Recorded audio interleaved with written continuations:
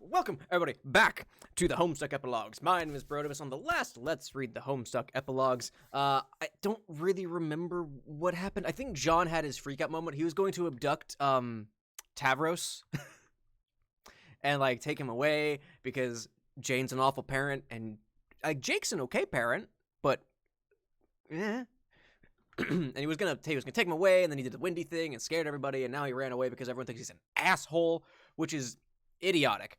And also, I cursed within the last 30 seconds again because fuck it. John is having a bad day, and it's probably only gonna get worse because that's how this shit works. Anyway, we're on Candy 24. Let's get to this shit. Oh boy. The timelines are interacting again. Ooh, do you hear anything interesting? Don't be so nosy, Aradia. Aradia throws her legs over the edge of the ancient meteor facility and kicks them out into open space. Far below her feet, the meteor is wildly overgrown. It landed here millions of years ago after its fateful 3-year journey when it hosted several trolls and humans as they had a variety of critical coming-of-age experiences. It will stay here for millions more years, where it will remain indefinitely on a barren, desolate Earth sea, waiting to host a single cherub child chained to its bedroom. But for now, it hosts these three. Dead Jade, whose body also happens to be hosting a cherub at the moment, is doing the same thing she does every day, sitting with her legs crossed and her eyes closed, using her still teenage body to scry into the abyss. The light from the outer rim of the atmosphere casts her face in a powdery blue light. It's certainly a more becoming avatar for Calliope, most would find. The Calliope who Roxy calls a friend, in her moments of greatest self-reproach, would die for a body like this. The version of Calliope who's been dead for eons, however, waiting for exactly this moment in history to reinstate her corporeal presence, couldn't care less about her host's appearance. It is simply serving as a functional vessel for the crucial role she must now play. Hey, Virgo biologist, how you doing? Did we start with meat or candy? We started with meat, and now we're in candy dew, about halfway down. What would you classify as interesting? Oh, the usual. Death, romance, astounding feats of destruction and chaos, tells what's happening in the dream bubbles. Oh, great news. Please don't. Very well. Let's see. I think I'm dying. Oh no, what happened? Nothing, that's the problem. I've been out here for so long I can't even remember how much time has passed. I'm out of supplies and I have no idea where I am. And I'm starting to think some really, there's no A there. Some really crazy things. Like maybe none of it's real? Yes, how did you know? I've been thinking the same thing too recently. Lots of crazy things, and keeping to myself is making me feel crazy. So the thoughts just get crazier. Yeah, I can't remember the sound of anyone's voice but my own. Well, your voice is pretty unforgettable. Are you negging me? Are you negging me, Egbert? Maybe? Pretty half-assed, but I'm flattered you think my voice is adorable. No, I was obviously implying that your voice is annoying. Come on. I got that, but since it was a lame neg, you're actually suggesting the opposite, which means that you think it's cute, right? I'm sorry, Your Honor, but the defense would like to plead the right to, stop talking about this. First of all, as I've already explained on numerous occasions, defense isn't a thing in my culture. Exactly which candy-ass legal tradition are you trying to reference here? I don't know. I just said a thing that sounded kind of lawyery, you know, as like a joke. You do remember jokes still, Terezi, or did you forget those too? I'm just curious about your pathetically soft legal traditions of your old planet. One can at least hope your new planet has figured out a judicial system that has more teeth. Yeah, I think Earthsea has been getting there lately. You have no idea how much this warms my pump biscuit to hear. Well, I'm glad at least you're getting a kick out of it. Please, John, I don't have much anymore. Just let me have this. Okay. For someone who's suffering so much, you sure seem to like you're still full of piss and vinegar out there. Are you sure you're dying? Yeah, I'm sure. Hey, Boardriller, what's up? Welcome to Candy. Aradia leans over and sticks her nose in Dead Jade's face. She watches how her eyebrows wrinkle at the center, just a little bit. So, what do you see? Nothing I would describe as interesting. Please stop distracting me. Okay, if that's what you really want. It is. Aradia, could you stop fucking bothering her? What are you even doing here? Serving as, like, the attendants for this super ancient and wise goddess or whatever the fuck she is. If you're all if all you're gonna do is get in her face and hassle her about whatever cool shit is going on in her visions. Okay, I'm sorry, I'm just really curious. No sign of her yet? No. Terezi, seriously, it's been years here. When are you going to give up and accept that she's probably what? You know, dead. Terezi, Vriska's dead and none of us are going to see or hear from her ever again. Not even you. And you know what I think? I think that even if you did find Vriska, it wouldn't matter. Because I don't think she even deserves your friendship anymore. Oh? If she cared about you as much as you care about her, she wouldn't have fucked off like this forever, driving you crazy with doubt and uncertainty, making you chase her through infinite nothingness until you almost starved to death. She would have at least given you the courtesy of closure. That's not what Vriska's like, John. Yeah, I guess not. So why are you still trying so hard? This is weird, bouncing back and forth. I'm used to the epilogues just cutting between scenes on the next page. Aradia stretches her arms over her head and yawns. She launches from her perch at the edge of the meteor facility with a little somersault, coasting through the air so that she's level with Solix's face. She gives one of his horns a light tap to affirm her proximity. She talks in 5-word sentences, so even I'm still in the dark about what it is she's really trying to accomplish. From what I've pieced together, she needs to stay in these trances or we're all doomed. Aradia, being doomed is all I used to ever talk about. Even I've chilled out on all that shit now. So you don't believe her? Shrug. All I'm doing here is keeping you company, like usual. The work is important. See? Okay, the least you could do is tell us why we're all doomed. Doomed is not a word I would use to describe the condition of those on this world. Even if my work is unsuccessful, the stakes are for everyone here. I have nothing to do with the issue of mortality. To frame the matter that way would be misleading. To the extent that it is my naturally endowed duty to defend the innocent from wanton acts of destruction, from degradation and dissolution. It is also my duty to tell the truth to those I protect. And the simplest statement for truth for all of you to know is this: we are the lucky ones. Calliope lets out a long, thin sigh from between the teeth of Jade's corpse. It's more for effect than anything, as corpses don't actually need to breathe. We are the ones fortunate enough to live in a reality that is beyond the influence of the prince. Who the fuck is the prince? I've never told anyone this before. Well, not anyone who cared enough to listen, at least. But for a long time, I felt like there's something wrong with me, like I'm missing something important. The thing that everyone else has that allows them to be satisfied with the way things are. Like there's a huge void inside my heart, and I'll never have what I need to be happy. Not by myself, at least. Does that sound stupid? No, I feel that way too. I felt that way for years. Like, maybe I died? Or maybe everyone died back in the medium, and I'm the only one who realizes it. Like, I'm that kid in the movie where Bruce Willis is dead as a surprise at the end.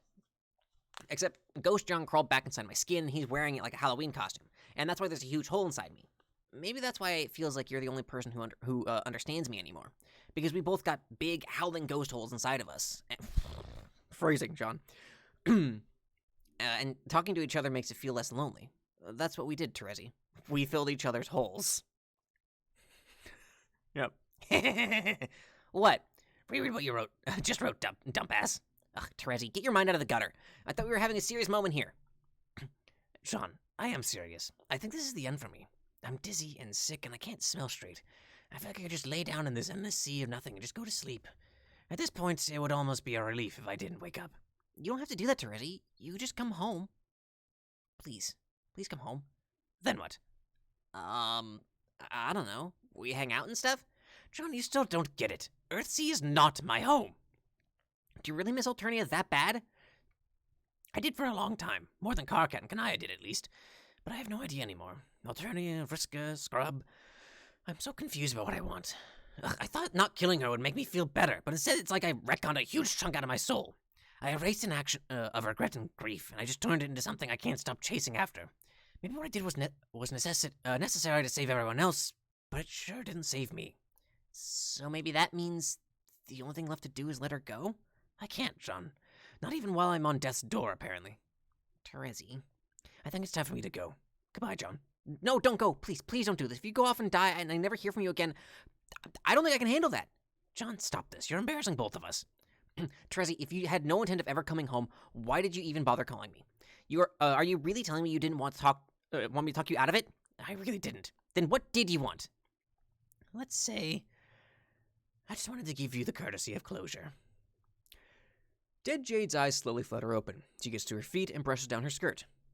Are you done working for the day? The work is never finished, not until I am able to deal with the prince myself. And when will that be? The meteor is passing beyond the fall of night. Dead Jade, standing half in light, half in darkness, looks up at the sky. Not soon enough. She lost her light. Thanks for that, Lord.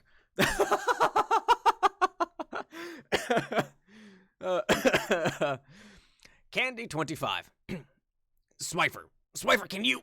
Karkat winces as the ground above him shakes and a scattering of dirt and debris rains down from the roof of the cave. His fledgling rebellion has found cover in the spiderweb network of tunnels running to and from the troll capital originally built to accommodate the transit of incestuous slurry from the boonies of the Mother Grub.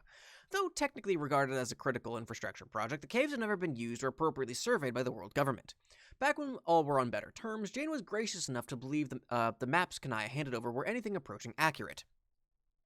With the tunnel, I read that as tunned, which isn't even a word. With the tunnel entrances of the brood pit sealed, the rebellion was safe for now, but the presidential drones were testing the grounds relentlessly, closer and closer every day now.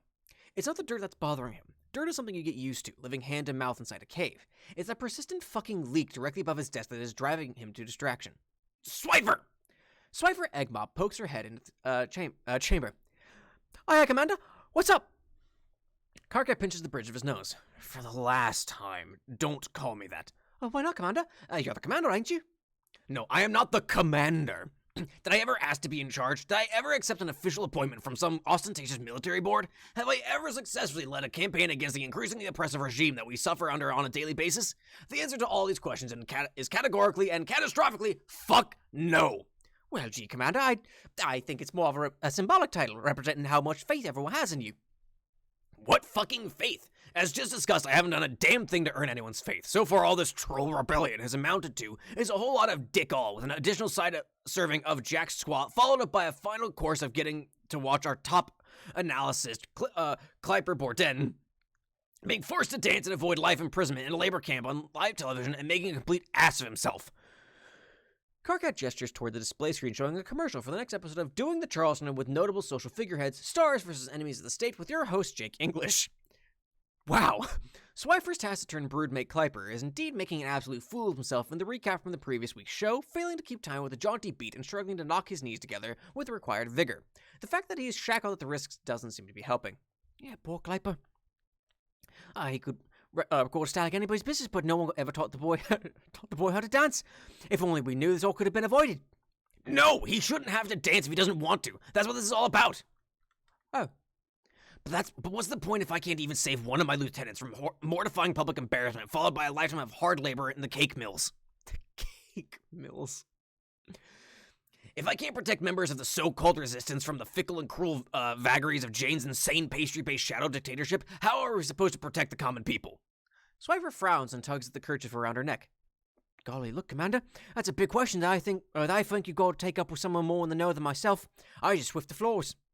Oh, yeah, right. Speaking of which, the leak in the ceiling? Karkat throws both hands in the air melodramatically. A drop of stale water plops off one of his nubby little horns. You know, right above the place where we keep all of our fragile logistics equipment. Didn't I tell you to fix that a fucking week ago? Well, so you told me to take care of it, and I sure as heck took care of it. Then why is it still leaking? Oh, by fix you meant that you wanted me to plug the crack. What the hell did you think I meant? I thought you meant mop the water again. I don't know what the fuck Swifer's voice is doing. It's just all over the fucking place is what it is. And then use that water swipe to bejeebus out of the floors, which is by all accounts what I did. Karkat gapes at her, open mouthed. She grins back, unaware of any mistake on her part. The only thing he can do is bury his face in his palms. You know what? I'm going to get some fresh air. By the time I get back, I expect the hole in the ceiling to be swiped the fuck closed. Or at the very least, put a fucking bucket under the leak or something. So, oh my gosh, a bucket. Should we be seen consulting with a bucket? Together? Oh my god, grow the fuck up, Eggmop. He stalks past his blushing assistant with a belabored sigh. Karkat has lived with humans for so long that he's grown used to seeing buckets regularly defiled. Now that he thinks about it, he realizes Jade has used more buckets to grow snap peas in her living room than any troll has used for the purposes of reproduction in the entire history of Earthsea. The bucket taboo is largely emblematic at this point, an empty signifier of an endangered culture. As he stomps through the winding tunnels, thinking very hard about this incredibly tragic thing, his speaker crab crackles to life. Well, that was a lot. Oh shit, I didn't realize you were still on the line.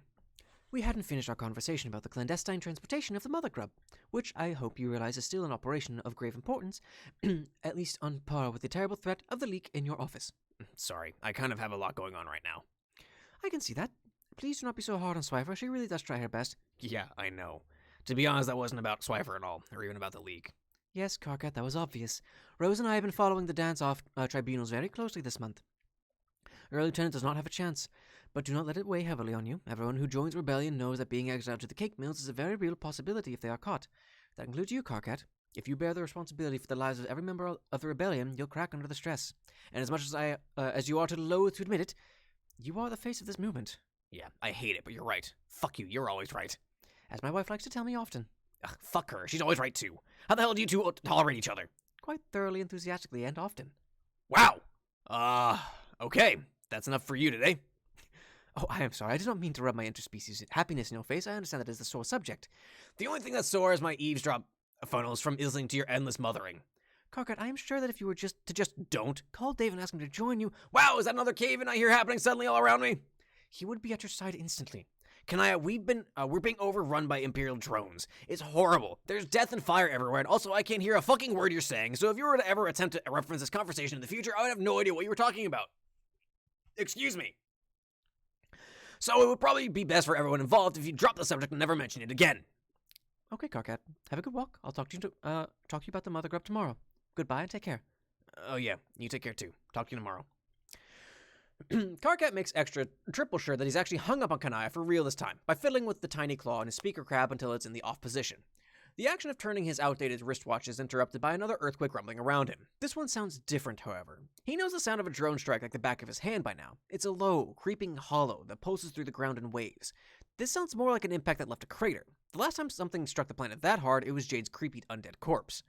Karkat runs for the nearest exit and cautiously pokes his head out into the clearing above. There's a figure in the smoke.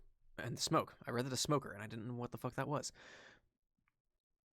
But in the smoke, her stumbling silhouette includes an unmistakable pair of horns. She takes 2 steps out of her crater before falling flat on her face again. Karkat runs to help her, putting her arm over his shoulders and dragging her out of the dust cloud from the impact. By the way, how far away from the end, after this is done, it may be interesting to read a speak where it talks about why the epilogues in this format. We're like halfway through Candy, I think, so we've still got like another like 30-some pages, I think. I don't remember. Oh, that sounds interesting. Thanks for letting me know about the board. I didn't know about that. Mina? What the fuck are you doing here? Mina blinks up at him with a pair of eyes that seem different to him somehow, but he can't put his finger on it. He has to admit, it's been a long time since he saw her. She seems singed, woozy, but mostly undamaged. Yeah, Mina? I didn't know Mina showed up. This is actually genuinely surprising. I knew some things about the epilogues. I did not know Mina came back. Whoa, Shadow McNubbs, is that you? That's still not my name, but yeah. Nice. Whatever happened to fighting Lord English? Did that work out, or what? Nah, it's a total wash. Oh. Karkat continues inspecting her without much concern for coming across as weird. He knows something's off about her. He just can't figure out what. Then a reflective gleam catches his eye, a gold ring on her finger. He glances back up to look her in the eyes. They aren't blank, like all the other fallen ghosts' eyes are. Wait a minute. Are you alive? Yeah, bitch. I'm back. Where the fuck did you get that ring? Wait, you didn't. Mina, did you rob Calliope? Who? The girl with the hideous green skull for a head. That was her ring. I was under the impression she needed that to live. Oh. Nah, man, it's not hers. I got it from some other total sucker. Who? Don't matter. Complete bonehead chump you ain't been be hearing from again. Mina, are you fucking lying to me? Nubs, I wouldn't do that to you. Not after all this time. Your girl's fine. Your girl's fine. Your girl's fine. This shit's my own damn ring. Capisces? Capices. Fucking Capices. Really? Okay. Karkat's side. I started thinking Karkat because I saw Karkat and I was like, oh, Karkat's voice. Karkat side-eyes the revived heiress, flinching only slightly at that last pun, before offering a reluctant nod. What are you up to? Well, that's like a whole fucking explanation. Explain away, Nubby. I'm sort of in the middle of staging a wide-scale grassroots rebellion against an increasing authoritarian global hegemony that is oppressing our people. Mina leans in, assessing Karkat with a rapacious shark-toothed grin. It seems that whatever she's seeing in this older, battle-hardened version of Karkat impresses her. She starts laughing, big and bright. She slaps him so hard on the shoulder that he nearly falls down. She is still fucking high blood, the highest of bloods. Ah, now that's what I'm talking about. Yeah, I could use a new second in command. Actually, you'd be my second in command. No offense or anything, but my face is already on all the posters. Also, I don't exactly have the most confidence in your command abilities, considering the last time I saw you, you were talking big about how you were going to take down Lord English, and now you're eating dirt on our shitty new planet looking pretty fucking defeated. But, to be honest, I need all the help I can get. Oh shit, I meant there might be. Hang on, one moment please. I'm receiving news of the Homestuck server.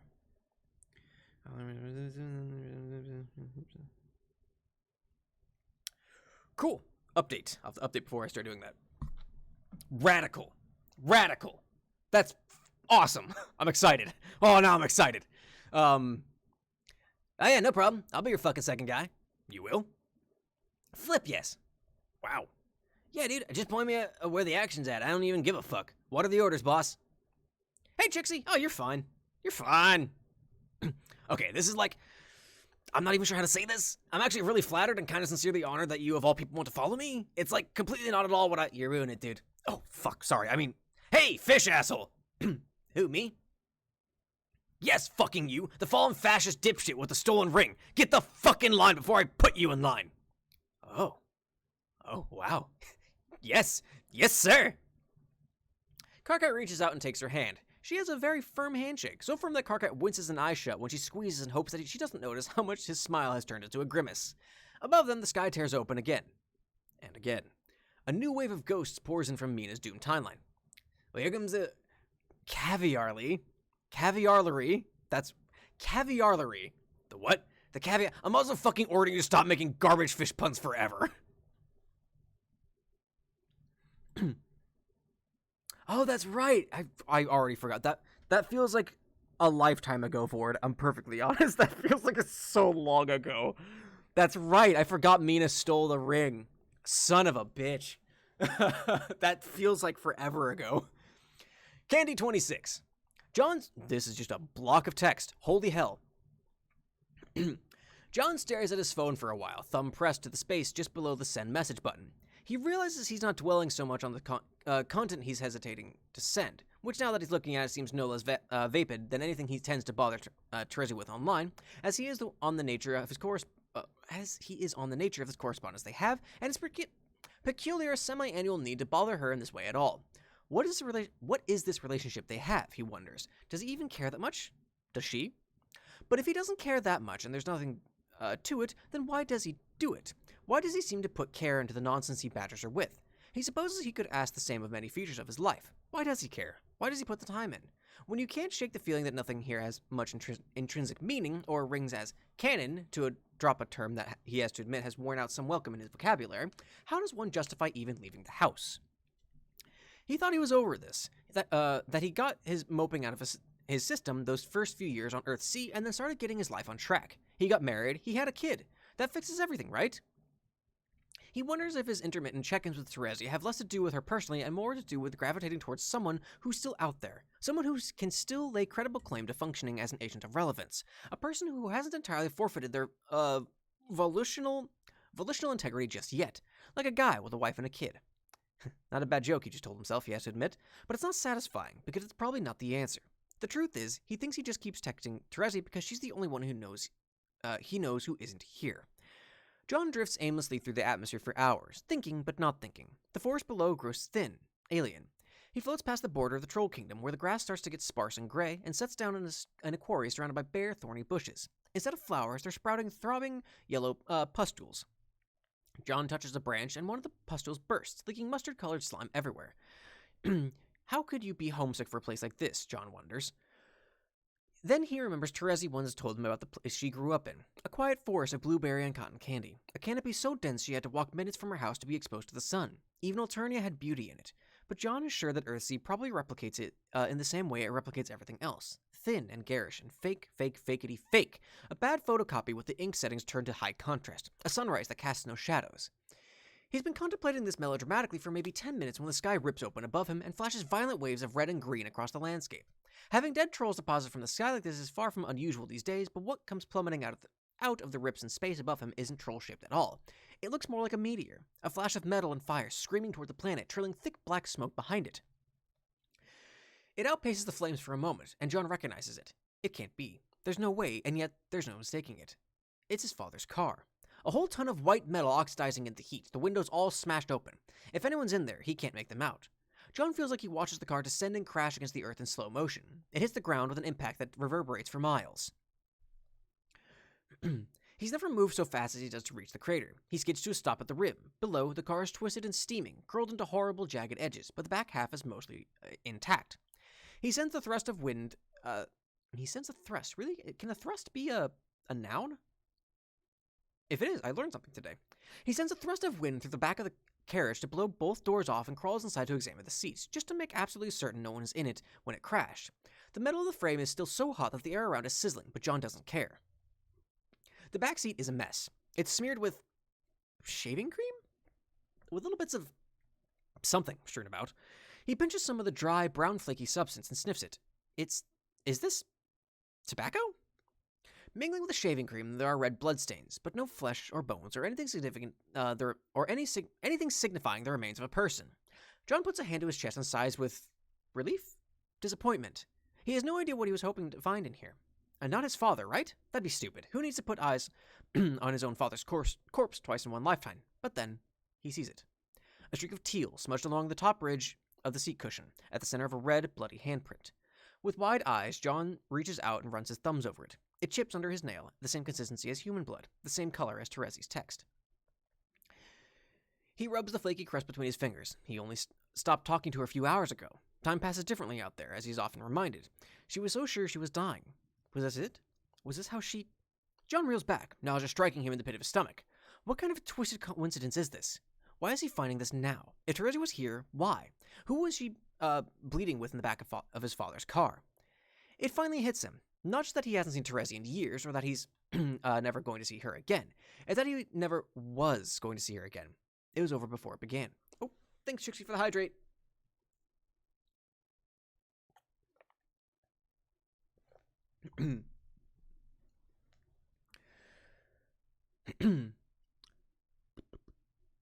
Where the hell was I? I lost it.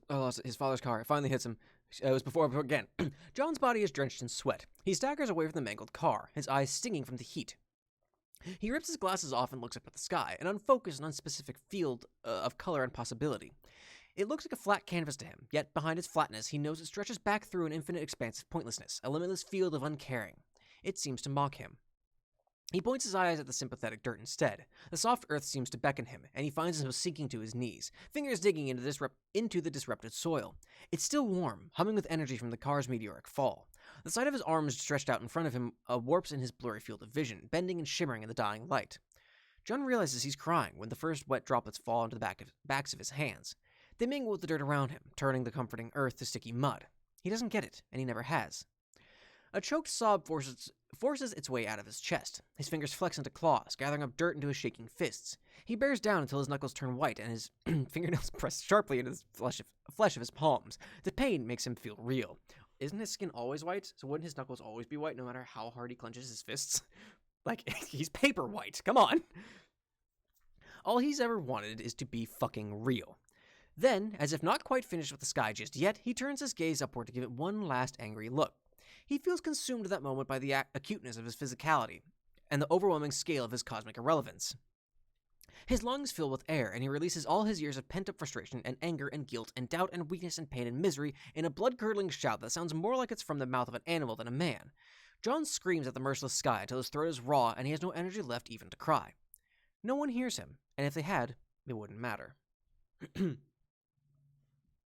You should be able to figure out. There's a 10-minute cooldown on it. Otherwise, I'm afraid people just redeem it. I'll be here drinking water for 10 minutes. So there's like a 10-minute timer on their hydrate, Virgo.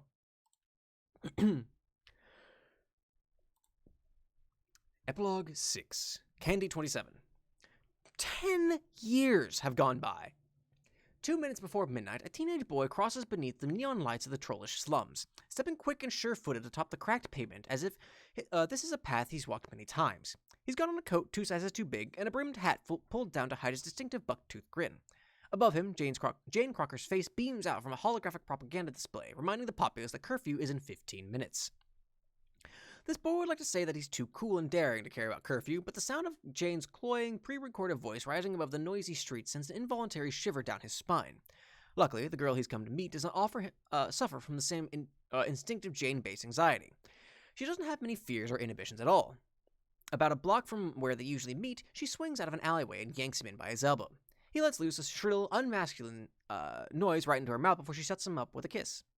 After a few minutes of extremely novice makeout action, Harry Anderson and Vriska part, both wet-mouthed and short of breath. Harry Anderson wipes a bit of blood off of the bottom of his lip. Vriska pokes him in the chest and hisses. What took you so long? Harry's basically just Jane and Jake, right? Is that... No, Harry Anderson is John and Roxy. So if Roxy's kind of like this, and John's kind of like this. Hey, give me a break here, Vriz. My auntie has guards breathing down my neck day and night. Ugh, how do you get out this time? Hang on, Vriska. Oh, come on. Ugh, how'd you get out this time? Harry Anderson rolls his eyes. He has beautiful eyes. He's a pretty successful combination of his parents' genes, all things considered. He's got his father's infectious grin, his mother's long eyelashes, and his auntie's unusually blue eyes.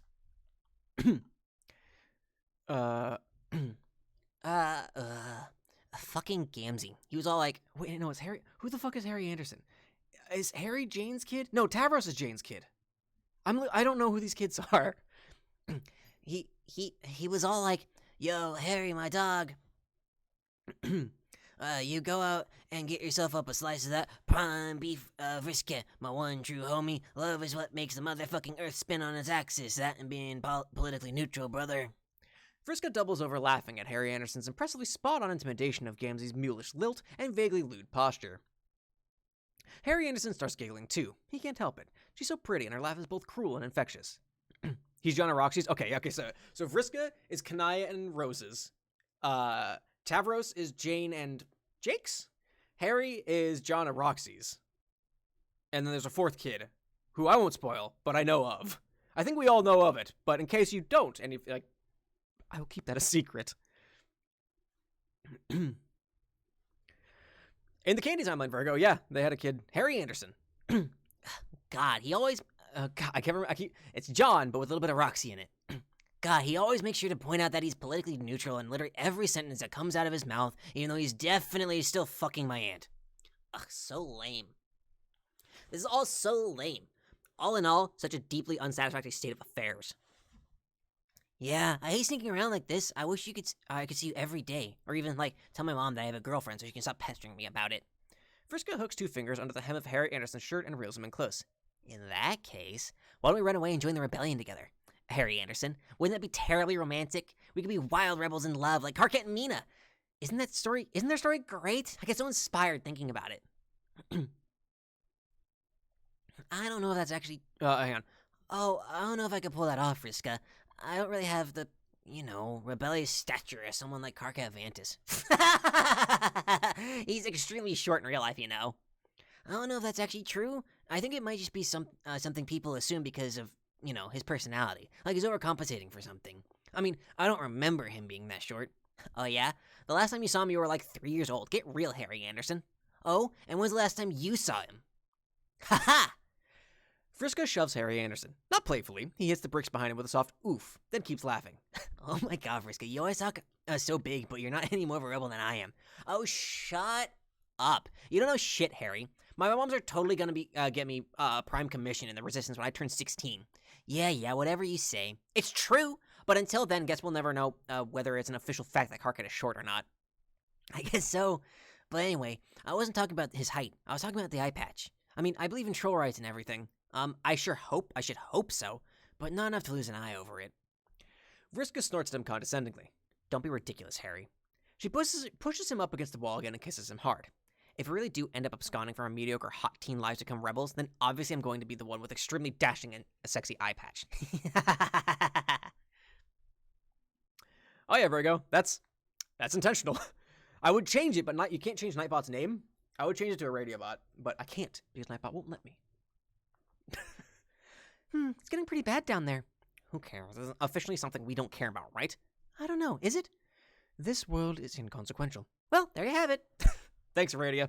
Aradia lies with her chin in her palms and looks over the edge of the meteor station. Under the shade of night, the cities of the Troll Kingdom form a twinkling filigree over the rocky landscape below, 100 rivers of gossamer lights in all colors of the hemospectrum. Jane's fleet is so massive that it blots out the lights of the capital. Is this what Alternia looked like from the sky as well? Aradia lived far from the city, and that all seems so long ago anyway. Slogs comes to stand by her, popping open a can of fizzy drink.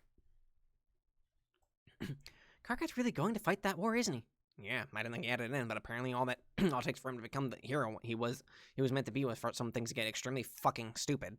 Like, way more stupid than usual.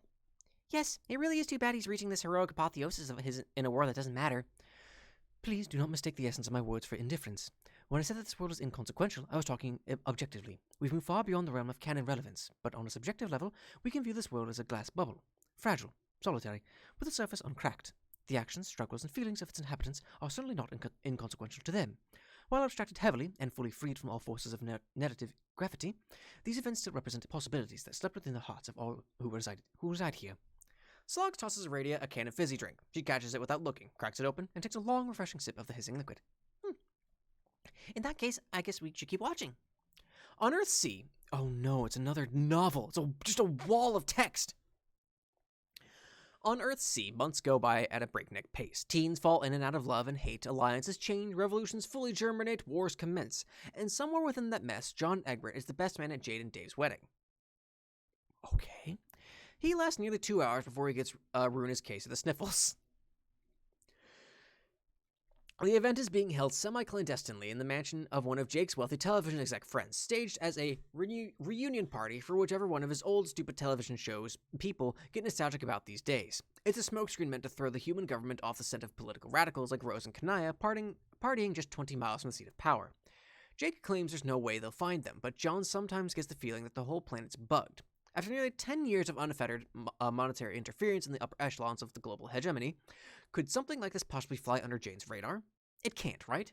John likes to think she's not so far gone that she'd tip off the government to send troops to arrest her friends and family on the occasion of her ecto-daughter's wedding.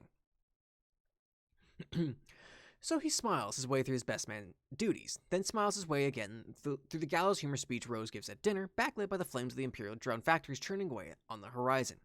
He wears a possibly genuine expression for a few moments as he dips down to give Jade a kiss on the forehead. She looks beautiful in her dress, and Dave doesn't look especially uncomfortable beside her. There is still joy to be found on the eve of a war, Rose says in her speech, but John found precious little to be happy about in this world even before everything went off the fucking chain. He is conspicuously unaccompanied. Not alone, of course. He's been put in an honored seat at the head of the wedding party with Jade to his left and Rose to his right, but Jade is with Dave and Rose is Kanaya and their daughter, and everyone knows that John has lost his family to Jane Crocker.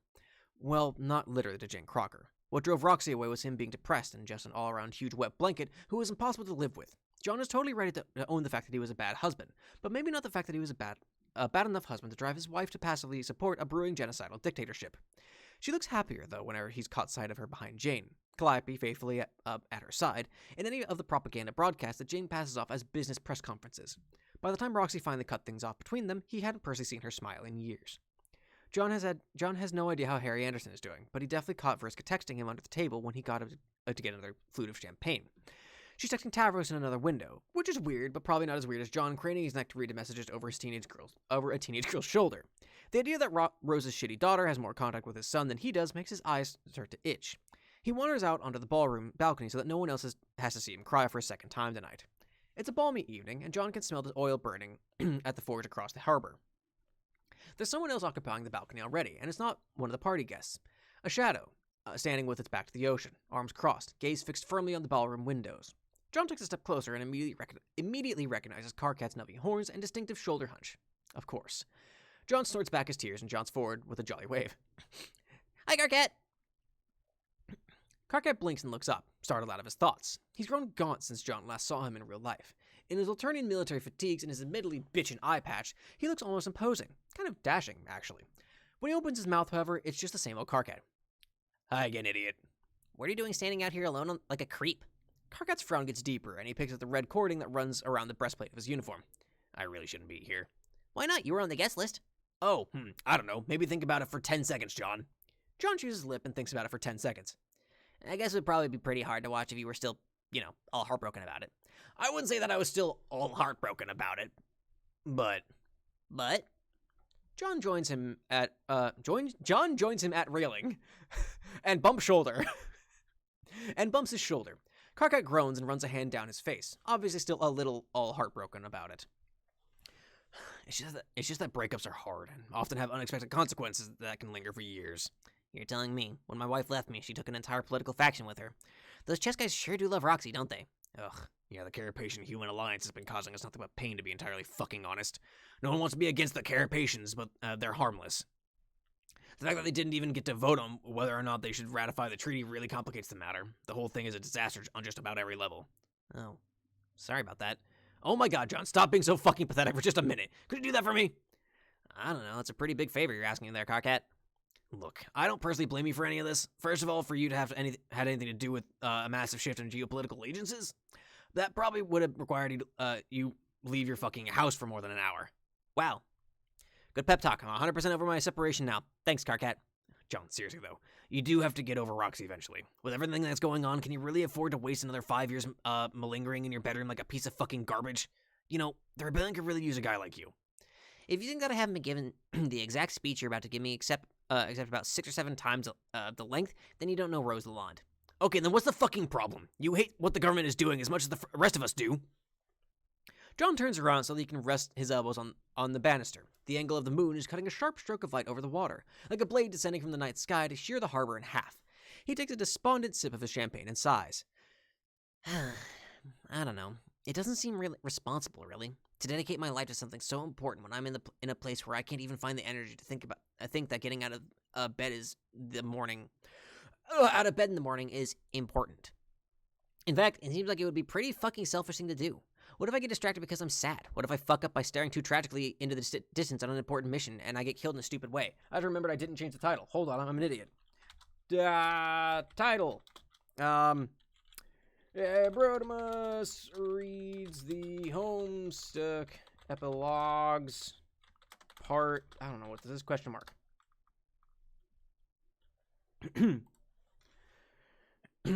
What if you get killed in a stupid way? John, aren't you technically immortal specifically in cases of getting killed in a stupid way? Yeah, but you aren't, and neither are most of your followers. Karkat's expression turns hard, regretful. It's a frown made of granite or some other manly kind of rock that chips easily when dropped. His one eye is glinting bright gold, reflecting the light from the party. He opens his mouth to say something, but is distracted by movement from inside the ballroom. Oh shit, here comes Dave. I have to get the fuck out of here. He fumbles with something at his wrist and pops out a grappling line. With unexpected smoothness, he hitches it over the edge of the balcony and leaps the railing in a single elegant bound. John watches him rappel down the cliffside until he disappears beneath the precipice shadows. Precipice shadows. Wow, Karkat grew up to be kind of cool. Who would have guessed? Who would have guessed? Who would have actually guessed that Karkat, of all people, would have grown up to be cool? No, John, don't do it.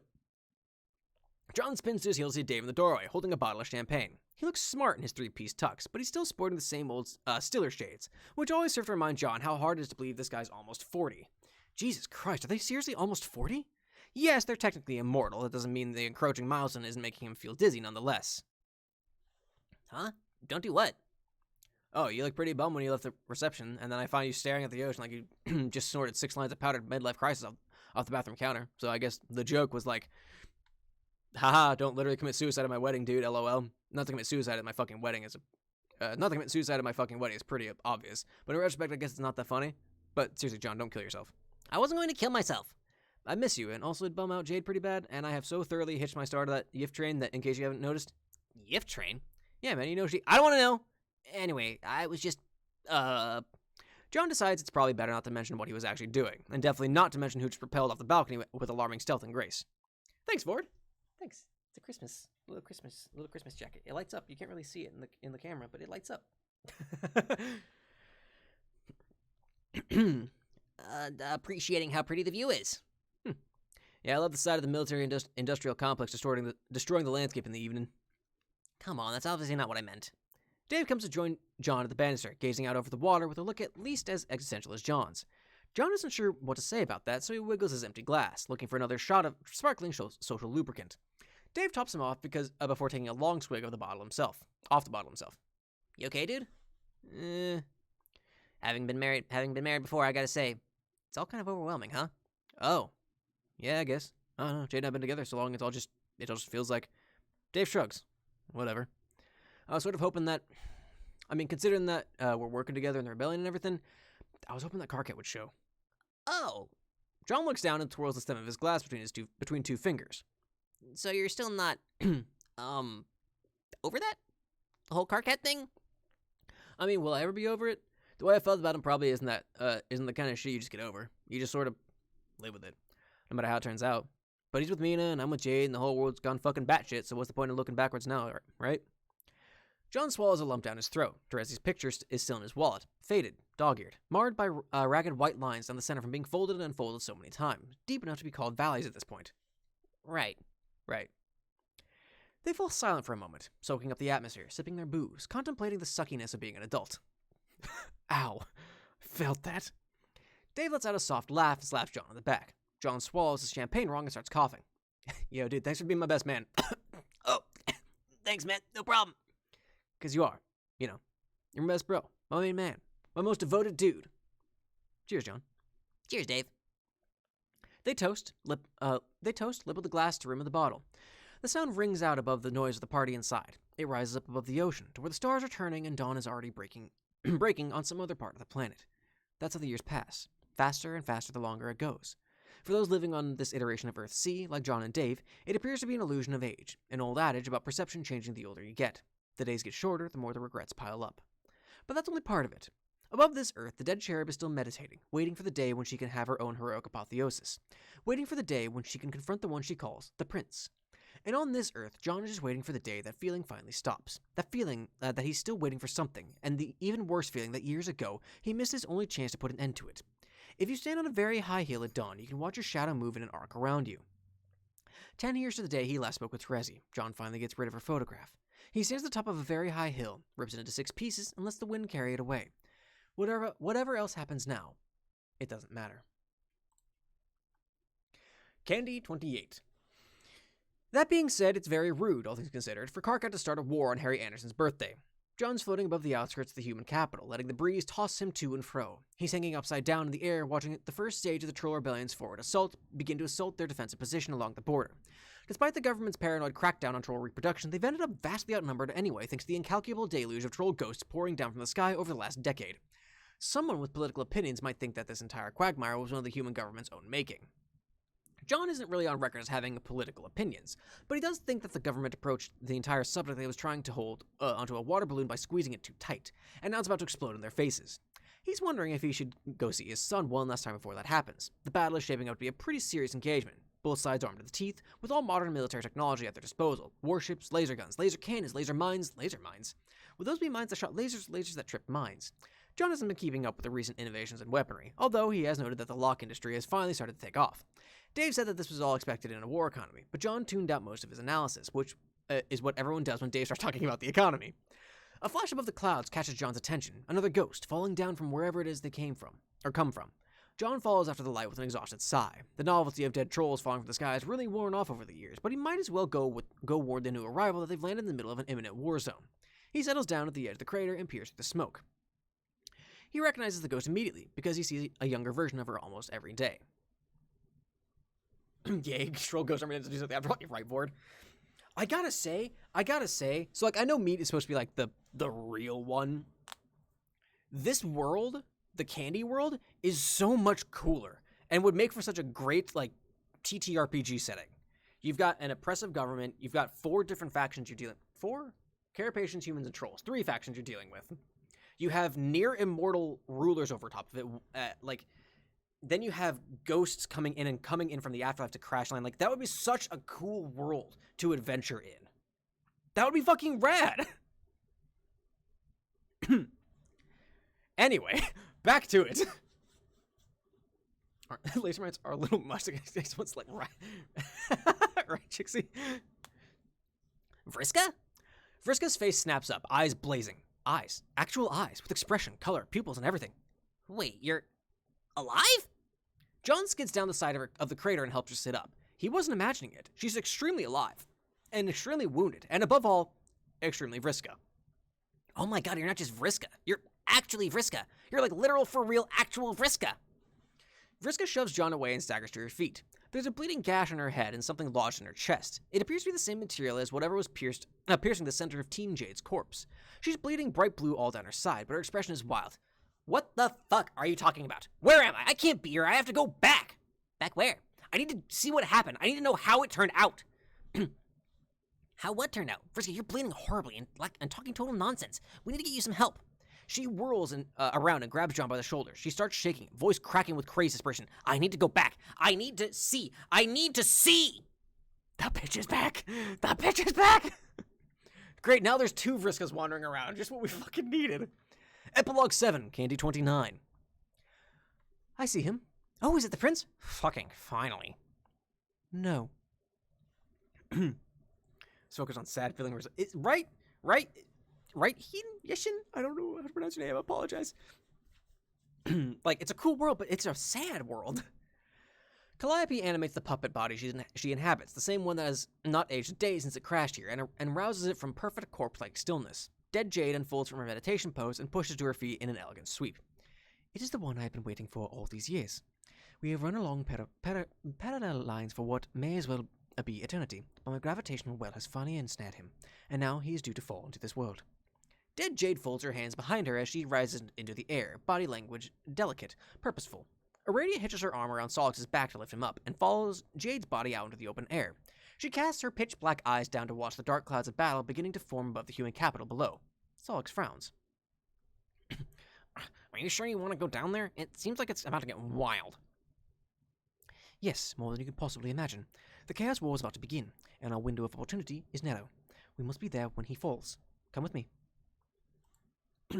Oh yeah, no, I got the analogy at the beginning for it, where I was like, meat is the actual story things about it, but candy's just fun.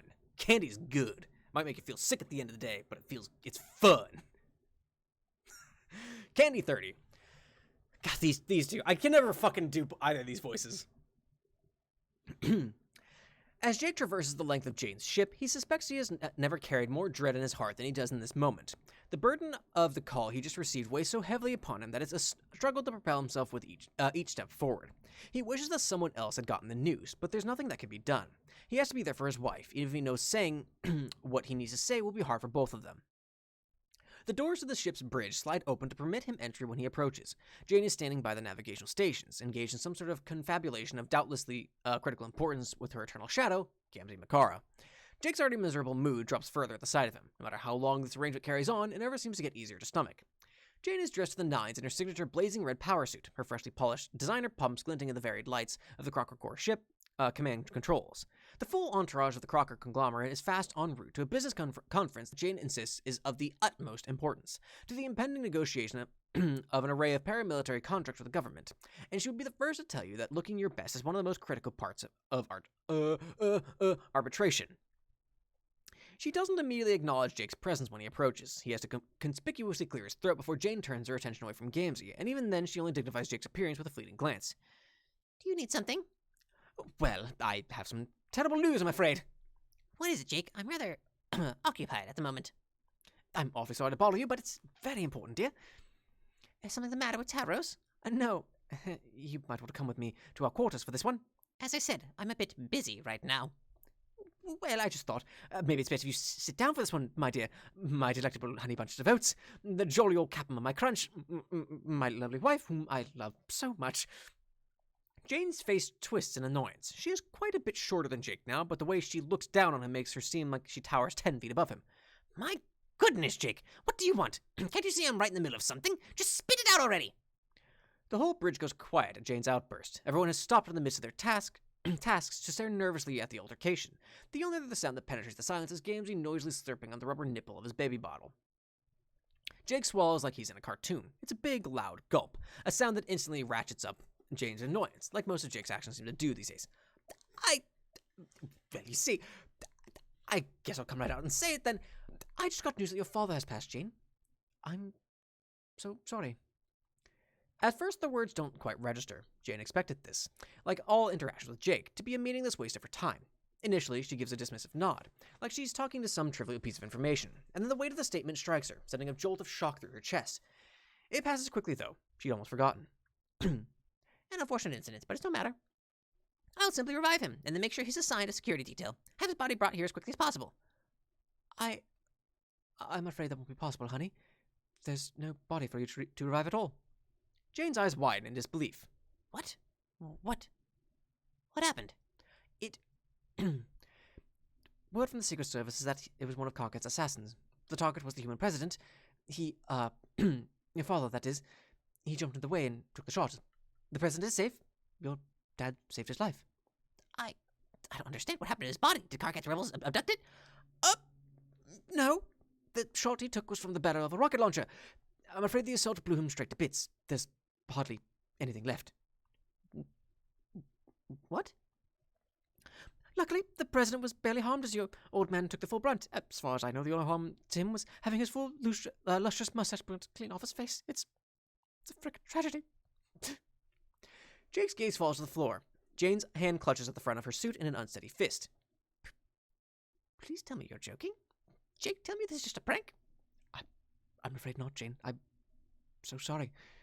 Jane whips around, tears in her eyes. You came at a sad time. I'm sorry, Foggy. Jane whips around, tears in her eyes. The whole bridge is holding its breath. She feels every eye on her. Then, the pressure to hold it together. She can't show weakness now. She's come so far. Jane sniffles and swipes at her eyes with the back of her hand. She won't cry, but she can be angry instead. Fuck, that fool! I can't believe that he would do this! How could he do this to me? Janey? The human president could be anyone! My dad can't be anyone but him! Jake isn't sure this is the right or smart thing to do, but he chances it. He steps forward to place a comforting hand on Jane's shoulder.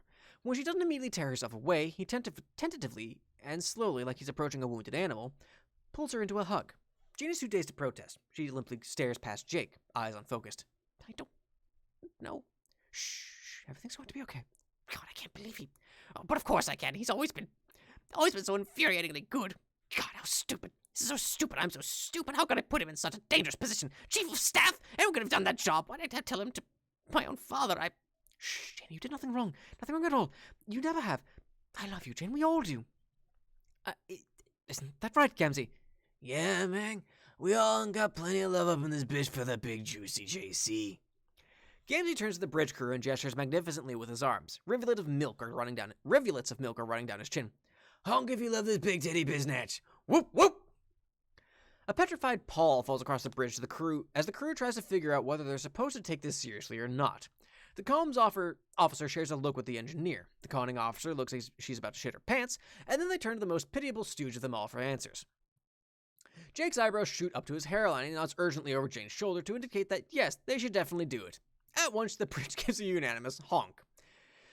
Jane sniffs and pulls away out of Jake's embrace. She turns back to the bridge and takes a forward step, stumbling slightly in her heels, but she catches her balance, fixes her posture, and slips back on a stony mask. Jane's initials. I'm sorry, Van. We all hate Gamzee Chixie. That's just a universal constant at this point. All right, Jake, get the president on the phone. It's clear to me now that it's past time for the military to strike, and I'll be giving that man a real piece of my mind until an appropriate counterattack is in motion. Obviously, the government's attempts to be gracious with the troll ilk have been naive and foolish. These rats cannot be negotiated with. They cannot be swayed by reason or appeals to peace and civility. The only peace that they want, the only thing that they have ever wanted since the ungodly inception of their disgusting verminous species, is bloodshed. And if that is what they truly desire, well, far be it from us to deny them. Not another word! Are you sure this isn't a No! The time to act is now. They will pay for what they've done, every last fucking one of them. I have had enough. This is the end of the line. Jane is blazing with fury. She marches to the center of the bridge. All of you, return to your stations. We are changing course. We will be going directly to meet with the president, and I will not rest until he gives the command to crush this fucking rebellion and destroy any chance that they might ever resist again. The bridge crew doesn't even think to defy Jane's orders. They return to their stations, dutiful. The navigator adjusts the ship's destination coordinates, and the comms officer opens a line with the government's seat of command. Only one man in the room is brave enough to take a stand. Hey, do you think that might be a bit motherfucking xenophobic? Jane spins on her heel like a whirlwind, her face twisted into a hideous snarl. She rounds on Gamzee with all the hatred she can muster. Xenophobic? I am not fucking xenophobic. I'm just saying with my most bodacious of babes, what you're laying down here is sounding wicked bitch genocidal. What the fuck are you talking about? I am not, and have never been, a fucking xenophobe. Yeah, but listen, killing all the trolls, that'd be bad, you feel me? I'm a troll, remember? Maybe we should take a mint and chill a bit. Little mint choco chip, honk. Shut the fuck up! You fucking insect just assassinated my father! You're cute when you're mad, my tasty little snackachino. And then Gamzee seals his fate. He reaches out with his fingers and boops Jane right on her little nose. Honk. Jake audibly gasps at the sight, but Jane does not have any sort of violent outburst of anger. Instead, she goes completely, icily silent. Gamzee smiles vacantly down at Jane, unaware of his misstep. When Jane next speaks, it is in a controlled, steady voice. Security, escort this troll off of my ship. Now. The security personnel aboard the bridge do not hesitate to follow the command. They descend on Gamzee in a swarm, grabbing him by his arms. The baby bottle tumbles out of his grasp, busting open when it falls. The remaining milk spills out, pooling in the recessed lighting of the floor. Whoa, hold up! You can't just go and throw me off board, my milky mommy. Oh, but I can. Just watch me. The security officers begin to pull Gamzee away, but he makes one final desperate play. Gamzee's way fucking stronger than these people. Hey, I feel like this shouldn't be happening. Wait, just hear me out. What? If you throw me out, I'll be all lost and shit, babe. You know I'll be needing you. What? You think appealing to me with your disgusting little addiction is going to sway me? That's the funniest joke you've ever told, clown. It's not about the milk, boo. It's about you. Jane stops. What? I need you. Are you saying that you... I've gone and told you all about my past struggles with the wicked green substances. I've done gone and made so much progress, finding new healthy ways to cope with the voices and redeem myself. And you've been more of a help to me than anybody, more than anything. You know what the nightmares I can't see without holding on to a motherfucker? Jane sneers. She has no idea why she thought for even a moment that he might have meant anything else. I am so... Forget it. You're despicable. You can't just go out and cut a brother off. Let's all up and think this through all reasonably and shit. I'll do motherfucking anything. Jane's eyes rake up and down Gamzee's body, like she's carefully considering her response. Her face is expressionless when she answers, Be gone, clown. Jane turns and waves security away. The uniformed men drag Gamzee from the bridge. The sound of honks reverberate hauntingly through the halls as the wretched jester is removed from his seat of power at last. In spite of everything, Jake can't help but be relieved. With Gamzee finally disposed of, Jade is invigorated by the strength of her own conviction. She spins on her heel and confidently strides to the captain's chair. She engages her interface, sits down, and assumes her seat of command. The time for mercy is long past. Karkat Ventus must die. I have no idea, Ford. I have no idea what it's a reference to. Candy, 31. John, I need to see. How do I get back? John looks up to see one of Jane's recon ships flying overhead. Aside from the encroaching fleet, the blue sky is seamless and calm. The hole that Vriska came through is already sealed up. I don't think you can go back. I have no idea what the exact scientific mechanism behind falling out of the sky is, but so far it's proven to be a one-way trip. No! Welcome to Earthsea. It fucking sucks. Vriska releases her vice grip on John's arm so she can cradle her head between her hands. Oh my god, this is the worst thing that could have possibly happened to me. Are you sure about that? Yes, I am absolutely... Wait. Why are you so... Vriska gestures wordlessly at John's entire body. Then she leans in closer to study his face, squinting with suspicion. John, are you old? A little, I guess. Later, Foggy. Thanks for stopping by again. Have a good one. I mean, I'm going to live forever, apparently, so in that respect, I'm still pretty young. But compared to the average human lifespan, I'm like, about 3/8 of the way dead? Vriska runs both hands down her face, leaving long, dark streaks of blood. I can't be here. Vriska. Oh, wait, actually, I guess I shouldn't call you that. It might get confusing. What? Well, see, Rosenkanaya's daughter is also named Vriska. What? And since you didn't come to Earthsea with us, that means technically she was here first, so that would make you... Vriska? That is fucking unacceptable. Sorry, but I think that's probably just how it has to be. John, you accuse me of accuse me of talking nonsense, but you're the one not making any damn sense. Where am I? How are you old? And why do Rose and I have a daughter named after me? Because it's because they thought you sacrificed your life heroically defeating Lord English. So they found a baby clone of you and named her in your honor. Personally, I thought the whole thing sounded kind of bullshit. Things sounded like bullshit, but you know, whatever makes them happy. John shrugs. Vriska remains frozen in her expression of horror, mouth agape. In the distance, the troll defenses take a shot at the human recon vessel. Vriska doesn't flinch at the sound of the sonic cannon blasting off behind her. She slowly peels her hand from her face and glares at John as one of her eyes switches at the corner. That's the stupidest fucking thing I've ever heard. Yeah, I know, I tried to tell them. Man, it's been a while since we've agreed on something, hasn't it? So, not to be nosy, but did you defeat Lord English? Of course not! Why do you think I'm so desperate to go back? The battle was hitting its climax when I got hit in the head with... Vriska pauses her head wound, fingers numb and vision blurry.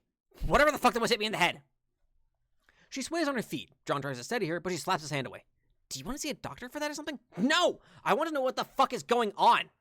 Okay, sure. So about 15 years ago, Jane started spreading all this xenophobic propaganda about trolls, and eventually she and her corporation became so entrenched in financial dealings with basically every societal institution with power on Earthsea that she became this unstoppable lobbying monolith that can more or less tell the government what to do. So now she may as well be writing all these xenophobic policies into law directly. Oh, Jane's a huge xenophobe, by the way? I probably should have started out with that first. John, this story fucking sucks. Oh, and then Karkat had this really catastrophic breakup with Jade and Dave, so he ran off to spearhead a troll rebellion against the xenophobic government. To be honest, the rebellion was pretty lame in the beginning, but then, Mina? Mina? Yeah, Mina. She fell out of the sky like you just did, and helped him actually get good at revolutionary stuff. So now both sides are all maxed out with spaceships and weapons and stuff, and are on the brink of war. Pretty on the nose, blue go turkey. I mean, yeah. Holy shit, that's even dumber than Rose and Kadai naming their shitty kid after me. Oh man, their kid is shitty. You have no idea. How the hell did you fuck all this up so much?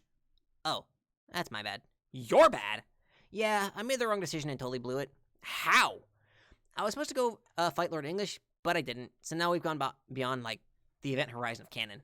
What the fuck does that even mean?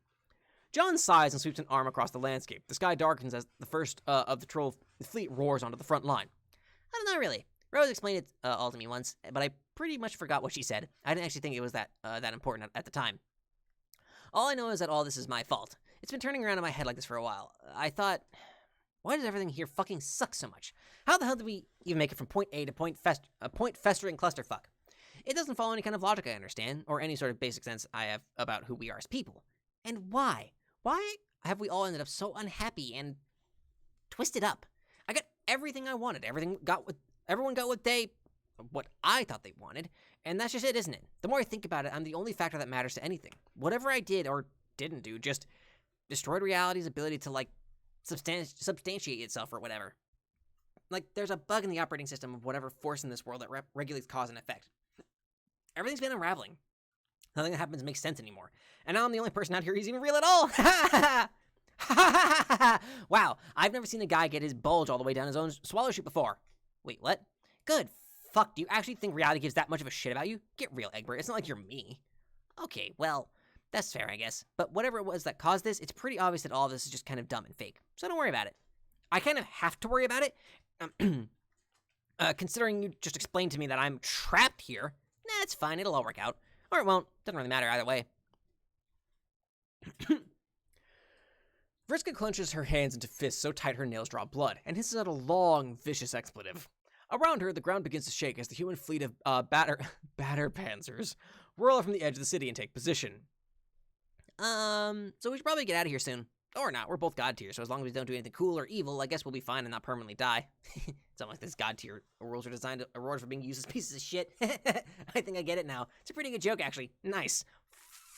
Fuck! Oh, hey, that reminds me. Did you ever see Terezi out there? No? Why would I have seen Terezi? Didn't she go with the Striders to fight 600 versions of Jack or something? Well, yeah, but then later she went back out there to find you. Vriska, she's searched for you for years. I mean, years from my perspective, at least. I don't know about hers. But we talk sometimes. It was fucked up how sad she was without you. I don't even know what happened to her. Last time I talked to her, she thought she was about to die. For a long time, I liked to pretend that maybe you two found each other after all. But if you're here now and she is, then that means... who knows what that means? Wow, John, you sound pretty broken up about this. Were you in love with her or something? John laughed sadly. Well, I don't know. What does it even matter? Like everything else, it was just some more stupid crap that happened, which technically wasn't even canon. Oh my fucking god, I can't take this anymore. Vriska screams in frustration and throws her arms in the air. Her piercing voice can be heard over the roar of 100 war freighter engines. The bulk of Karkat and Mina's fleet has just arrived. Their ships are less sleek and imposing than Jane's, most of them having been scavenged, patchworked, and jury-rigged, but they're numerous enough to blot out the sun when they coast overhead. I don't care about whatever the fuck canon is supposed to be. I don't care about your dumb, unrequited crush on Terezi. I don't care about this stupid, pointless war. Someone get me the hell out of this fucking nightmare before I really lose my shit! Whoa, hey, let's all calm the motherfuck down. John and Vriska both turn to see a gangly figure emerging from the dust kicked up by Jane's tank platoon. Gamzee's hair is kicked with dirt, his makeup is smudged, and he's sucking on his milk bottle in the style of some smooth hombre in a spaghetti western mouthing a cigar. He tugs the rubber nipple out of his mouth with a pop. The chalky, viscous milk forms a goatee of spittle on his chin. Vriska, my main bitch, long time no see. You seem all discombobulated there, sister. Just fucking beset with the poorly regulated emotions that cause a motherfucking nothing but pain. Now why don't let's calm the fuck down. Take rips off this dope bottle of fresh ass teddy dairy, then shoot the wicked shit about the good word. The good word? If you call redemption, motherfucker, you gotta get that shit locked all tight and where your heart's at to get your moral compensation to chill the fuck up. Cause I can't think of a single another motherfucker who could use a righteous dose of all that sweet, sweet redemption right down the shame hatch more than Vriska motherfucking Circuit. Vriska casts a wide glare at the intruding clown with steely, merciless eyes. Slowly, she stalks towards him, her feet pressing so heavily in the soft earth she might as well weigh 1,000 pounds. Gamzee suckles at his bottle and beams at her with the complacency of a man perfectly oblivious to the one-way ticket to the world of shit his big mouth just bought for him. What the fuck did you just say to me? God, it's awful. Candy 32. I love this. This is hilarious to me. Vriska grabs Gamzee by the front of his shirt and yanks him down, her hot, furious breath brushing his disgusting face. I said to you gotta chill, yo. It's high time you got your redemption on. See, you got to make some motherfucking amends to your tragic backstory. My what? Honk. Vriska looks into his eyes. She beholds his serene expression and the casual sag of his shoulders. His posture is so contemptibly flaccid, it's as if he's literally wilting. Her gaze travels to where his weird long fingers are wrapped around the curve of her shoulder. His hand is sticky for some reason. She notices a few strands of her black hair clinging to whatever heinous substance is coating his hand. It's an image so viscerally objectionable to her that she nearly vomits. After all she's been through today, this is the last goddamn straw. Her eyes fill with fury, with indignation, with vivid, radiating malevolence, and then it finally happens. She just plain fucking snaps. Don't you dare! Vriska clenches her fists together and slams him into Gamzee's nose, a brutal double axe handle right off the hook. His nose makes a crunching sound like someone just stepped on a pile of crackers. He stumbles backward, cupping his palms over his face to catch the gush of blood. Fucking touch me! Vriska grabs him under the armpit and delivers a European-style uppercut with her bloody elbow. He expels a wheezy, guttered honk. It comes up slowly, mournfully, like the broken bike horn getting backed over by the rear wheel of a hearse. Ever! She spins out from under his flailing arms and does a full 360-degree pirouette off the fucking handle to deliver a ruthless knife chop straight into the cartilage at the center of his chest, like a veteran butcher getting down to business. Again! Gamzee tries to get his bearings, but Vriska's spinning it back in the other direction with a discus back elbow. Her elbow connects with his cheekbone hard enough that it shatters. A sharp tooth goes flying out of his puckered lip so fast that John has to take flight to avoid it. Vriska takes a crow's hop back, rounding herself to swing a lead-legged kick right into his chin. Gamzee goes flying into a nearby tree. The first branch splinters under the impact of his spine. He gets clotheslined backward by the second one, spins around it, and face plants on a hard root under the tree.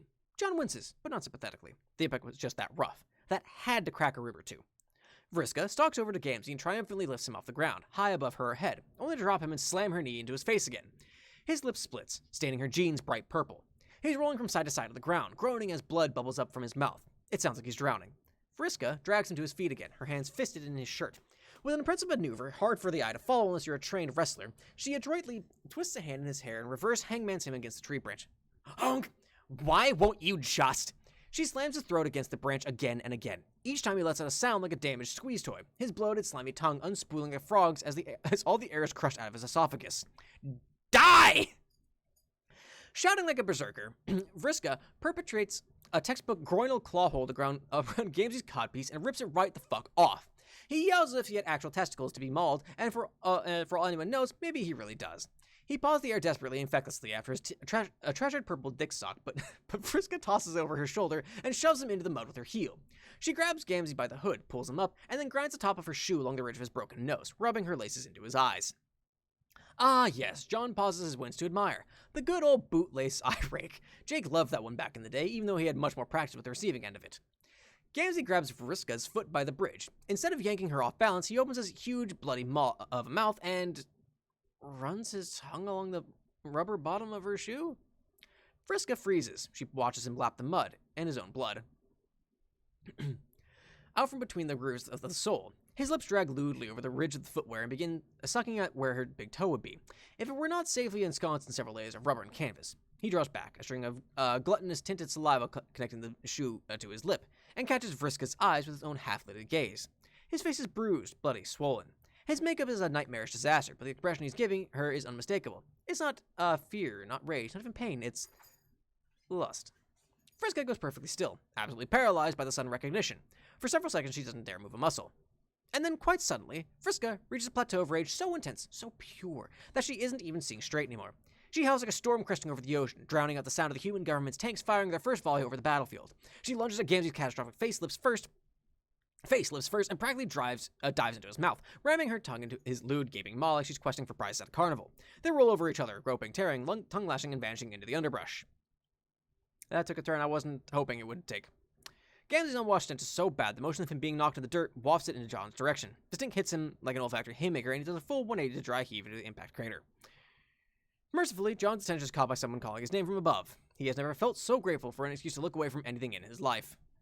John, up here. I need to speak with you.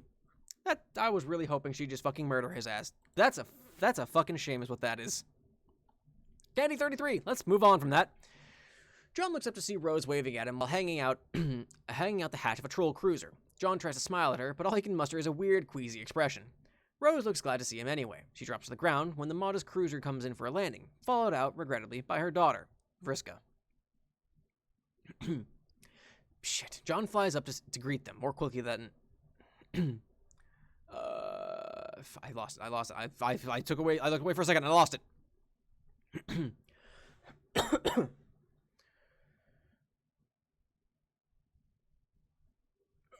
John flies up to greet them more quickly than he would ordinarily in a situation where he wasn't trying to divert his friends and her teenage daughter's attentions away from a couple making out in a bush. He dips forward like he's going in to hug Vriska, to her apparent surprise due to his historical complete lack of desire for any physical contact to be made between them, but instead uses his momentum to spin her all the way around so that her back is facing the cursed shrubbery in the distance. Whoa, hey, old man. Hey, Vriska, hey, Rose, nice to see you both. John and Rose appear equally surprised themselves when Vriska hauls him into the seal the deal with a crushing hug of her own. Jeez, hi, Vriska. Hi, John. This is great, just great. Hey, why don't we just go over here to talk for, like, no reason at all? Okay, if that's what you want. Oh, yeah, it's the thing I want most. The view on the other side of the ship is just amazing, trust me. Rose cocks an eyebrow at him. Behind her, the bush releases a strangled, lusty honk. Was that... Never mind. Vriska, why don't you go and help your mother with the deployments? Ugh, I can't believe I have to actually listen to you now. I have to actually listen to you now that we're at war. Run along now, dear. Thankfully, Vriska heeds her mother's command and heads back to the cruiser. Rose tries to glance back toward the source of the suspicious honk. Suspicious is always a word I've had trouble pronouncing. But John pulls her behind the ship, beyond audible range of the activity taking place in the offensive bush. On this side of the cruiser, troops are departing the hold in single-file efficiency. They're all decked out in full alternating military garb. It's the cool Tron-looking stuff with the luminescent cording that matches their blood colors. Rose is wearing it too, John notices, in black and lavender. He gives her a concerned look up and down, then holds out his hands, palms up. So, I guess this war is really happening? Hey, bot! What's up? Welcome to the stream.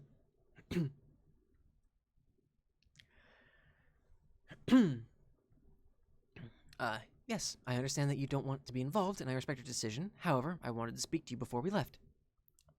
Oh, thanks. I actually appreciate that a lot. I think I would have been pretty bummed if you went off to your potential doom without saying goodbye. Now that I think about it, that's how this all started, isn't it? You were so sick that it looked like you were dying, and I was about to leave on a perilous mission, but now, here we are. It's almost like the circle of stupidity is complete. Rose laughs. Don't be ridiculous, John. Nothing is complete. There is no true ending or beginning in this scenario. Yeah, right. Because this is real life, right? I guess reading narrative relevance into a bunch of dumb and totally random events is kind of lame and childish. No, that isn't what I meant at all. By all means, apply a narrative to our lives. Up until a certain point, it would have been perfectly accurate to do so, but not anymore. Because it's not canon, right? Do you remember what I told you years ago about the 3 pillars of canon? John strokes his chin and thinks very hard on this. Maybe too long. Oh, my back is starting to hurt. Oh, my back's starting to hurt. Hey, Totodile, what's up? You're fine, Totodile. Thanks for watching. John strokes his chin and thinks very hard on this. Maybe too long, because Rose sighs and taps the bridge of his spectacles. No is a perfectly valid answer to that question, John. I didn't want to make it look like I don't pay attention to your worthy philosophical babble. I philosophically babble rather a lot, or at least I used to. It would be unfair to me to expect you to retain nearly 3 decades of oblique technical jargon regarding the metaphysics of the reality in which we inhabit. Wow, we've known each other a long time. Yes, we have. Well, it would be more accurate to say that we both have and haven't known each other a long time.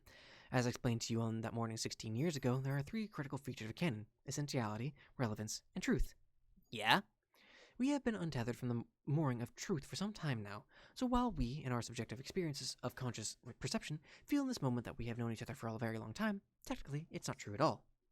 Contemplating the vastness of that statement makes John feel suddenly very small and sad. He shuts his eyes and runs a hand through his hair. Oh my god, Rose, it's too early in the day for this. I agree. And besides, that's not what I wish to speak to you about, John. John, look at me.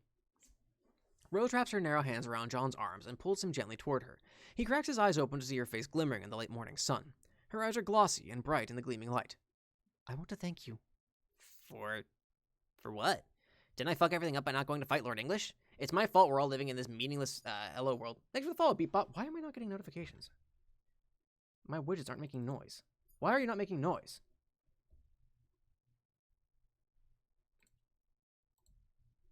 Explain to me, alert box. Why do you not make noise?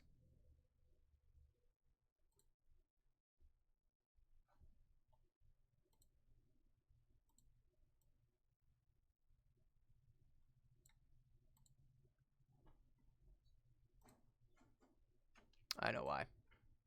It's because it usually comes through the desktop, and I have the desktop muted right now. Okay, that should work now. But thank you for the follow-up, Beep. Where was I? It's my fault we're all living in this meaningless hell world where everyone's vaguely out of their minds, and we're all about to go to war over freeing prisoners from the whipping cream camps. Oh, whatever. The war is just as irrelevant as everything else that's happened here in the last decade and a half. At least with the conflict, we have something to do, something to strive for and against, something to believe in. I'm thankful for that. But more than anything, John, I'm thankful that I got a chance to be happy. Rose pauses meaningfully, as if the realization is falling into place as she says it. I never thought I would actually get to be happy. Rose, you weren't happy before? When you married Kanaya, before you got sick? When we were all together? Rose shakes her head. She brushes past John, out toward the open field, away from the brewing battle. The land is so flat that it rushes out to meet a horizon uninterrupted for miles and miles. Rose is a pale flame against the brilliant haze of a perfect Earthsea morning. John doesn't follow after her. He lets her compose herself privately with her back to him. She clasps her hands in front of her and raises her head to look at the perfectly blue sky with its perfect sun and its perfect clouds, unmarred by the dark storm brewing on the planet below. In complacency of the... She corrects herself. In the silly wizard story I wrote when I was a child, the realm most comparable to heaven existed in a state of subliminal conditionality, dependent on the inscience of the individual experiencing it, which is to say that it would cease to exist the moment you realized what it was, and so those with knowledge could never truly be happy. John looks at his hands, the same hands that held Harry Anderson when he was a baby, the same hands that tore up Terezi's photograph just a few hours ago, the same hands that remember steadying Rose on her sickbed 16 years ago, and the shaking feeling they'd awoken with that morning, a subharmonic symphony that can only be heard in the bones. All things that remain true to him, knowledge of what came before his choice, and then after. There are things that he can't forget, that he won't forget. Is this the reason he's felt like this for so many years? But that isn't me anymore. I'm blind against the veil of this world. It's all ambrosia to me. I don't care if it's not true. I care even less if it's not canon. I have a beautiful wife who I love more than I thought possible, and a daughter who I am immeasurably proud of. It can all be senseless, ephemeral noise that dissolves in the void, a whisper swept up by the wind before it's uttered. I'm so grateful to have felt this way. So, John... Rose turns around, smiling. The smile is calm and honest. Her eyes are perfectly clear. There is no other world that could possibly do justice to her expression. She looks happy. Thank you. She comes forward to give him a kiss on the cheek. John wraps his arms around her shoulders, pulls her into a tight hug, and breathes in the scent of her hair. Whatever the truth of the matter is, she still feels tangible and real to him. What does it mean to be real, anyway? Around him, the first wave of bombs start to go off, bright pinpricks of light and dark that flash and flame out, leaving a nanosecond of absolute dead silence in their wake. John's laughing when they part. They're enveloped in a cloud of smoke and dirt so thick that they can barely see each other. Despite what Rose said about there being no ends or beginnings for them anymore, it feels very final. And in that moment, he thinks he understands. Finality was always up to him. He finally decides to allow it. All right, I do need to update, so I'm going to actually end it there. So, for those of you who are watching the VOD, we'll do the YouTube outro, and then we'll move over. Thank you so much for watching, everybody. If you liked it, make sure you click the like button down below and subscribe to keep up with my stuff. New videos almost every Monday and Wednesday at 1 p.m. Eastern Time. There are my stream VODs. There's a link down in the description to my Twitch channel. Please give it a follow so you know when things go live, or when I go live, and what I'm doing, and I'll schedule and everything like that. Comment. What was your favorite part about all this? Was it Harry Anderson's? I actually really liked that Harry Anderson and Vriska. Was it Vriska beating up Gamzee for the brief second? That was really, really good. Leave a comment. Let me know, and share with your friends. If you have friends who didn't want to read through this on their own, or don't have time, show them this. They can read. They can listen to it while they're doing their homework or doing work, or and on their commute, whatever it is. Just share it out. Help build this community up and everything. But thanks everyone for watching the VOD. Please stay safe, stay healthy, and I hope to see you next time. Later, everybody.